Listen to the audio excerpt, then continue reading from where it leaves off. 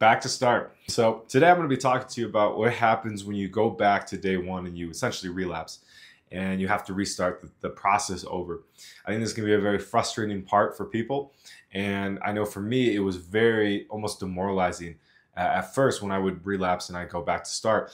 However, once I learned that, okay, this is an important opportunity to learn from it and then be better next time, I started to see it more as a challenge and not the end of the world, which is kind of what where my mind went to begin with.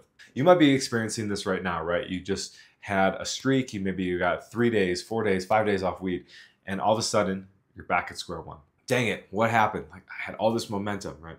Now, the mistake a lot of people make is that they panic, they freak out. They're like, oh my gosh, like I messed up. Everything I've worked for is for nothing. And basically I'm back at the very beginning, blah, blah, blah. This is something I would advise to start being aware of and then in time, letting go. It's not a black or white thing with quitting addiction, right? In a sense it is when you do actually quit or you don't quit. In terms of the process though, that process is often not linear and it can be fluid, it can take time. And so giving yourself some grace and compassion is going to be really important in this process when you do have a slip. Right? Now, we don't want to mistake that with letting ourselves off the hook, per se, and not learning and growing from it. What we don't want to do, though, is beat ourselves up for having gone back to day one, etc., or having made a mistake, right? We're human. This is a human process of quitting marijuana, and it's going to take time to quit. So I recently have been off gambling for a few years, and I did slip in those last few weeks. I started to play poker with some friends again. Is it compulsive gambling? No. Is there a lot of money on the table? No.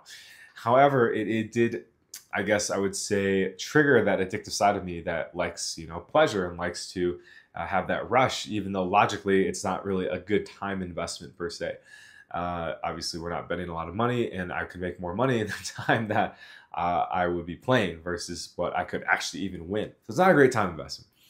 It is fun though, and I do get to connect with other people. So, last night it really hit. I played last night, and I felt the pain of having, relapse essentially. And I journaled about this morning, about the shame, about the regret, about the powerlessness. And so this is something you can do if you've gone back to day one. Start to journal about it. Like, how do I feel? What is my emotional state today?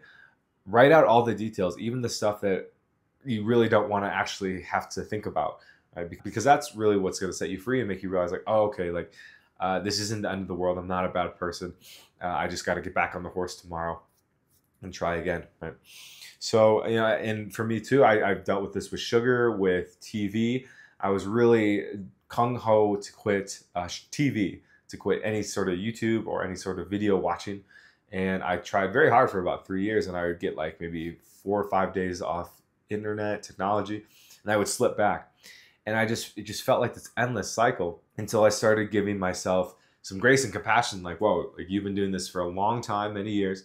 This is a difficult thing to do, and maybe it's not the end of the world if you use. It's kind of that perfectionistic brain that got me going and got me very attached to the outcome. So if you're out there and you're struggling with whatever the addiction might be, maybe it's not even weed, maybe it's something else, know that the more you can see this as a process and look at yourself from an objective lens, right? Like what would a coach or sponsor or mentor say to you if you were in that situation?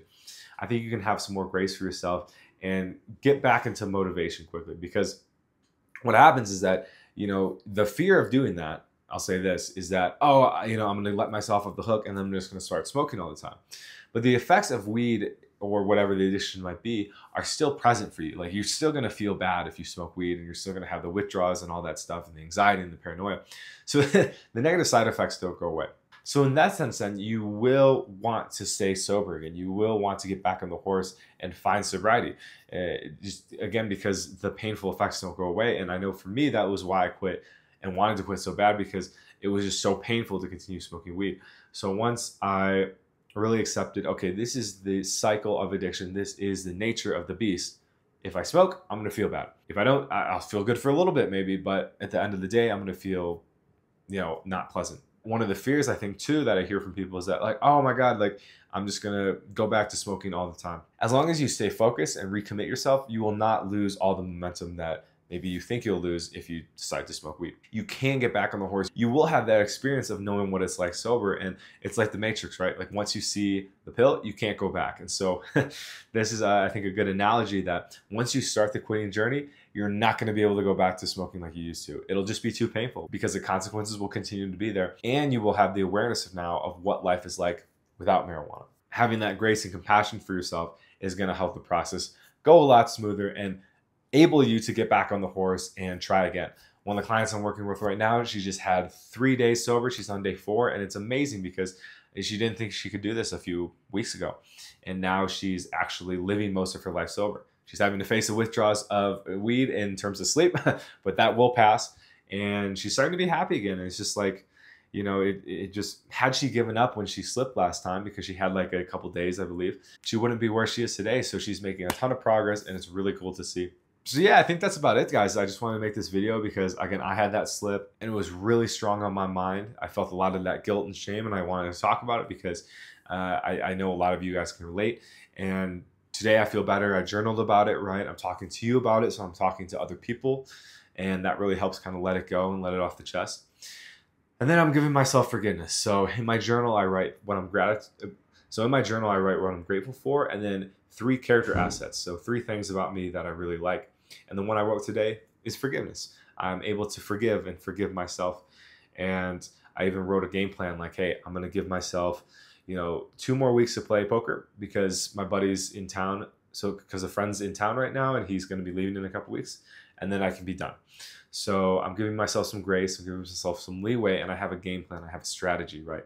So I practice what I preach, guys. I definitely make sure that I am doing what I tell you guys to be doing.